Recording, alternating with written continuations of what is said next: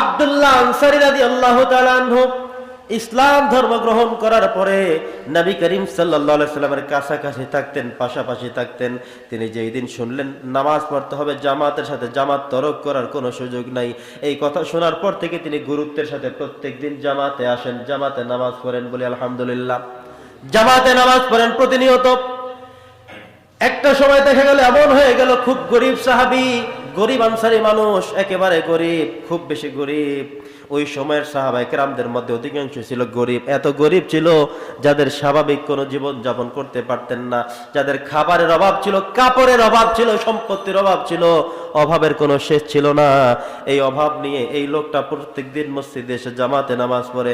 একদিন হযরত ওমর রাদিয়াল্লাহু তাআলা আনহুর নজরে একটা বিষয় লেগে গেল, আর সেই বিষয়টা অন্য কিছু না, সেটা হলো জামাতে নামাজ পড়ে ঠিক, কিন্তু সালাম ফিরায়া আগে দৌড় দেয়। কি করে? সালাম ফিরিয়ে আগে দৌড় দিয়ে চলে যান। এই আব্দুল্লাহ আনসারী রাদিয়াল্লাহু তাআলা আনহুর দিকে এবার কয়েকজনের নজর পড়ে গেল, সাহাবায়ে কেরামদের থেকে গুরুত্বপূর্ণ কয়েকজনের দৃষ্টিতে পড়ে গেল। তারা কানাকানি হুঁশাহুশি করলো, তোমরা একটু লক্ষ্য করবা, আব্দুল্লাহ আনসারী সালাম ফিরানোর পর আর বসে না, সুবহানাল্লাহ আলহামদুলিল্লাহ পড়ে না, ইস্তেগফার তো পড়েই না, দৌড় দিয়ে বাড়ির দিকে চলে যায়। একটু খেয়াল করবা। দেখা গেল ঠিক তাই করলো। এবার তারা নামাজ শেষ করার পরে নবীজির কাছে বিচার দায়ের করলো, ইয়া রাসূলুল্লাহ, ইয়া হাবিবাল্লাহ, এই আব্দুল্লাহ আনসারীর ব্যাপারে একটা কমপ্লেন আছে, অভিযোগ আছে। সাহস করে অন্য কেউ বলতে পারে না। ওমর রাদিয়াল্লাহু বলেন, আমি নিজে দেখেছি, একে একে 3 দিন আমার চোখেই পড়েছে, সালাম ফিরানোর পরে দৌড় দেয়, তাসবিহ তাহলিল কিছু সে পড়ে না। ইয়া রাসূলুল্লাহ, ইয়া হাবিবাল্লাহ, আমার তো মনে হয় লোকটার মধ্যে মুনাফিকি আলামত আছে। কারণ মুনাফিক মানুষ যারা, তারা মসজিদে বেশি সময় দিতে চায় না, মসজিদে থাকতে মন চায় না, মসজিদে থাকলে খারাপ লাগে। আর ইমানদার মানুষেরা মসজিদে যত বেশি বসে তত তাদের কাছে আরাম লাগে, ভালো লাগে। পড়ি আলহামদুলিল্লাহ। আব্দুল্লাহ আনসারীর ব্যাপারে হযরত ওমর জঘন্যভাবে কমপ্লেন করলো, হুজুর বিচার করতে হবে, তাকে জিজ্ঞাসা করতে হবে। আমার মনে হয় লোকটা মুনাফিক, নাইলে নামাজ পড়ে দৌড়ে চলে যায় কেন, জিজ্ঞাসা করতে হবে।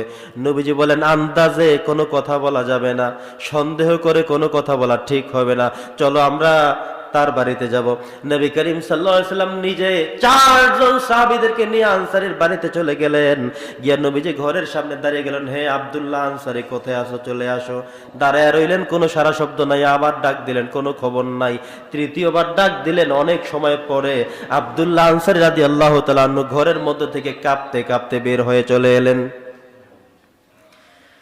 নবী করিম সাল্লাল্লাহু আলাইহি সাল্লাম খুব রাগান্বিত হয়ে গেলেন। একে তো তুমি অপরাধ করে আসছো, তুমি আমার সাহাবী, তুমি আনসারী, তোমার গুরুত্ব কত বেশি। প্রত্যেক দিন আগে ভাগে চলে আসো, কমপ্লেন নিয়ে, অভিযোগ নিয়ে আমি আসলাম, আবার তোমাকে বারবার ডাকি, তুমি আসতেও দেরি করলে। তুমি কি জানো না, আমি নবী যদি কারো উপরে রাগ হয়ে যায়, কষ্ট হয়, গোসা হয়ে যায়, তাহলে তার জন্য আল্লাহ জান্নাত হারাম করে দিবেন। তুমি কি সেই হাদিস কখনোই শোনো নাই? আনসারী রাদিয়াল্লাহু তাআলা বলেন, হুজুর একটু সময় দেন, আমি একটু কথা বলি। নবীজি বললেন, প্রত্যেক দিন নামাজ সালাম ফিরে দৌড়ে চলে আসো কেন, কোনো কথা শোনো না কেন, তাসবিহ তাহলিল পড়ো না কেন, এগুলো পড়তে তোমাকে কে নিষেধ করলো? আব্দুল্লাহ আনসারী রাদিয়াল্লাহু তাআলা আনহু চোখের পানি ছেড়ে দিয়ে বলেন, ইয়া রাসূলুল্লাহ, ইয়া হাবিবাল্লাহ, আমার কথাটাকে একটু শুনবেন। আমি যেই দিন থেকে আপনার থেকে শুনেছি, আপনার জবান থেকে শুনেছি জামাতে নামাজ আদায় করতে হবে, সেই দিন থেকে জামাতে নামাজ আদায় করার চেষ্টা করি, শত হাজারো কষ্টের পরেও জামাতে শরীক হই, কখনো জামাত ছেড়ে দেই না। আমারও মন চায় নামাজের পরে বসে একটু তাসবিহ তাহলিল পড়ি, আমারও মন চায় আপনার থেকে আরো গুরুত্বপূর্ণ কথাগুলো আমি শুনি। কিন্তু কি হবে, আমি এত গরিব, এত দরিদ্র মানুষ, আমি এবং আমার স্ত্রী যেই কাপড়টা দিয়ে নামাজ আদায় করি, নামাজ আদায় করার মতো যে কাপড়টি আছে শুধুমাত্র একটা কাপড় পরিধান করে আমার স্ত্রী নামাজ আদায় করে, সেই কাপড়টা পরিধান করে আমি মসজিদে নামাজ আদায় করতে যাই। আমি নামাজ আদায় করে সালাম ফিরানোর পরে চিন্তা এসে যায়, শুধুমাত্র নামাজ তো আমার একার উপরে ফরজ না। আল্লাহ বলেছেন, কু আনফুসাকুম ওয়া আহলিকুম নারা, নিজে বাঁচতে হবে, স্ত্রীকেও পরিবারকেও বাঁচাতে হবে। ইয়া রাসূলুল্লাহ, সেই জন্য দৌড়ে তাড়াতাড়ি চলে আসি। আপনি আমাকে ডাক দিলেন, 3 বার ডাক দিলেন। প্রথম যখন আপনি ডাকলেন, এতক্ষণে আমার স্ত্রীকে আমার সেই কাপড় দিয়ে নামাজে দাঁড় করিয়ে দিয়েছি, আর কিছু সেরা বেরা কাপড় দিয়ে আমি লজ্জাস্থান ঢেকে আমি ঘরের মধ্যে গোপনে বসেছিলাম। এতক্ষণ তিনি নামাজ আদায় করছিলেন, আপনার সাউন্ড আমি শুনেছি, জবাব দিতে পারি নাই, কারণ আমার স্ত্রীকেও বলতে পারি না যে নামাজ ছেড়ে দাও, কারণ আমার স্ত্রী যখন নামাজে দাঁড়িয়ে গেছে তার মানে এখন কারো সাথে কথা না, সরাসরি কথা বলে কার সাথে?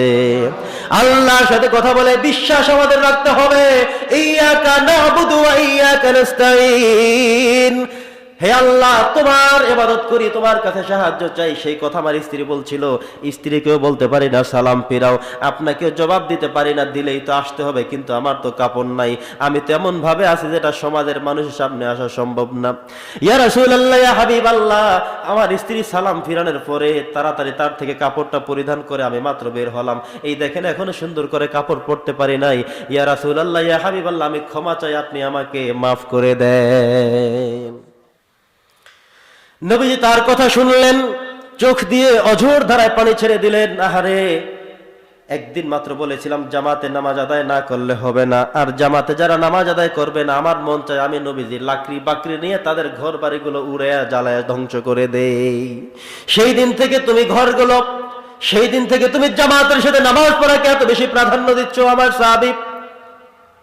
এত কষ্ট করে তুমি জামাতে নামাজ আদায় করলে আমাদের সবার ভুল ভেঙে গেল। আমি যতটুকু পারি তোমাকে সহযোগিতা করব।